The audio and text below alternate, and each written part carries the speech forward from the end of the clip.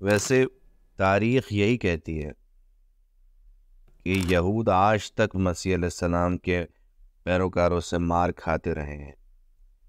حضرت عیسیٰ علیہ السلام کے رفع سماوی کے 80 سال بعد ٹائٹس رومی کے ہاتھوں ہیکل سلیمانی سولومنس ٹیمپل مسمار ہوا اور یروشلم میں کوئی 1,20,000 یہودی ایک دن میں قتل ہوئے۔ 2000 برس ہو گئے ہیں ان کا کعبہ گرا پڑا ہے۔ نحمدہ نصلی علی رسولہ الکریم، اما بعد فاعوذ باللہ من الشیطان الرجیم، بسم اللہ الرحمن الرحیم۔ رب اشرح لی صدری ویسر لی امری واحلل عقدۃ من لسانی یفقہوا قولی واجعل لی وزیرا من اہلی آمین یا رب العالمین۔ پچھلی نشست کا اختتام سورہ آل عمران کی آیت نمبر 54 پہ ہوا تھا، وَمَكَرُوا وَمَكَرَ اللَّهُ وَاللَّهُ خَيْرُ الْمَاكِرِينَ، کہ وہ یعنی اہل یہود ایک چال چلے اور اللہ بھی ایک چال چلا، اور اللہ خوب چال چلنے والا ہے، وَاللَّهُ خَيْرُ الْمَاكِرِينَ، کہ جس میں ہمیں یہ علم ہوا تھا کہ عیسیٰ علیہ السلام کے اقدام قتل ایک حواری کے پک جانے کی وجہ سے ہوا، اور وہ پورا واقعہ عین قتل کے وقت کس طرح 4 فرشتے نازل ہوئے اور عیسیٰ علیہ السلام کو اوپر اٹھا کر لے گئے، جس کی تفصیل بائبل کی گاسپل آف بارنباس میں بھی ملتی ہے اور قرآن کے بیان پر بالکل فٹ بیٹھتی ہے۔ آگے آیت نمبر 55 سے فرمایا گیا، اذ قال اللہ یا عیسیٰ انی متوفیک ورافعک الی ومطہرک من الذین کفروا وجاعل الذین اتبعوک فوق الذین کفروا الی یوم القیامہ۔ اس وقت اللہ نے فرمایا کہ عیسیٰ میں تمہاری دنیا میں رہنے کی مدت پوری کر کے تم کو اپنی طرف اٹھا لوں گا اور کافروں سے پاک کر دوں گا، اور جو لوگ تمہاری پیروی کریں گے ان کو کافروں پر قیامت تک فائق رکھوں گا، یعنی غالب رکھوں گا۔ ثم الی مرجعکم فاحکم بین فیما کنتم فیہ تختلفون، پھر تم سب میرے پاس لوٹ کر آؤ گے تو جن باتوں میں تم اختلاف کرتے تھے اس دن تم میں فیصلہ کر دوں گا۔ ویسے تاریخ یہی کہتی ہے کہ یہود آج تک مسیح علیہ السلام کے پیروکاروں سے مار کھاتے رہے ہیں۔ حضرت عیسیٰ علیہ السلام کے رفع سماوی کے 80 سال بعد ٹائٹس رومی کے ہاتھوں ہیکل سلیمانی سولومنس ٹیمپل مسمار ہوا اور یروشلم میں کوئی 1,20,000 یہودی ایک دن میں قتل ہوئے۔ 2000 برس ہو گئے ہیں ان کا کعبہ گرا پڑا ہے۔ خیر وقت نہیں کہ ایک ایک تفصیل بتائی جائے، بس یہ ذہن میں رکھیے گا کہ اب 1918 کی بیلفر ڈکلیریشن کے بعد یہ محسوس ہوتا ہے کہ یہودی اب دنیا بھر کی سیاست و اقتصادیت پر چھائے ہوئے ہیں، اور جو کام ہمیں کرنا تھا نظام کے اعتبار سے سسٹم قائم کرنے کے لیے، وہ کام وہ سر انجام دے رہے ہیں۔ فَأَمَّا الَّذِينَ كَفَرُوا فَأُعَذِّبُهُمْ عَذَابًا شَدِيدًا فِي الدُّنْيَا وَالْآخِرَةِ وَمَا لَهُم مِّن نَّاصِرِينَ، اور جن لوگوں نے کفر کیا ان کو دنیا اور آخرت میں سخت عذاب دوں گا اور ان کا کوئی مددگار نہ ہوگا۔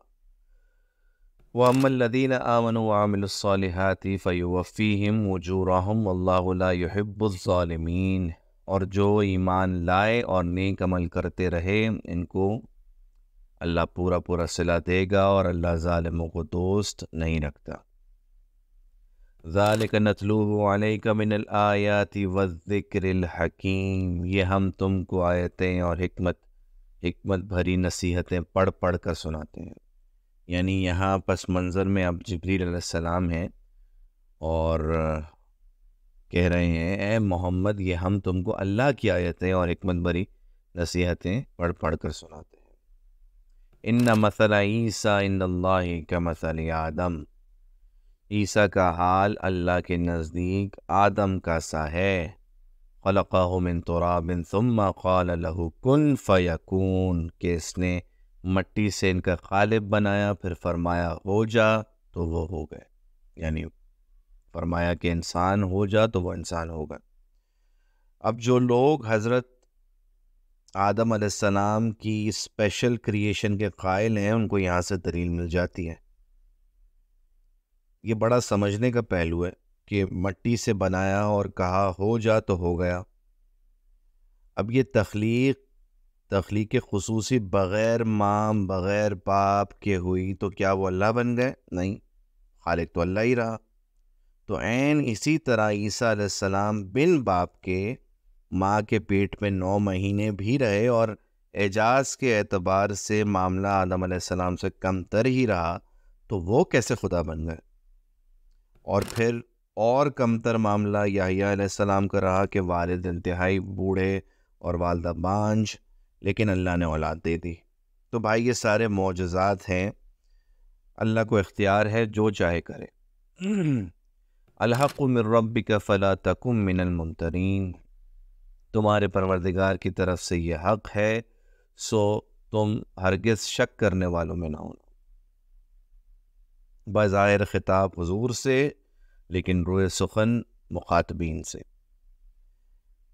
یعنی حضرت عیسیٰ علیہ السلام کے بارے میں حقیقت یہی ہے بس، جو قرآن نے بالکل واضح کر دی، باقی سب افسانے ہیں جو نصارہ کہتے ہیں۔